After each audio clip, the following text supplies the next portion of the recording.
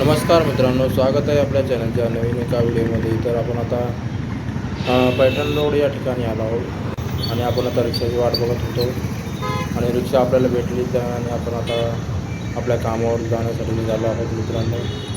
तर आपण समोर आता बघू शकतो, इकडे हे सोलापूर हायवे आहे आणि आता इथून आपण आता चाललो आहोत कामावरती. तर चला मित्रांनो, आता आपण जात आहोत कामावर आणि बघू शकता मित्रांनो, आपण इकडं हा आहे छत्रपती संभाजीनगर रोड आणि इकडे आहे पुणे रोड.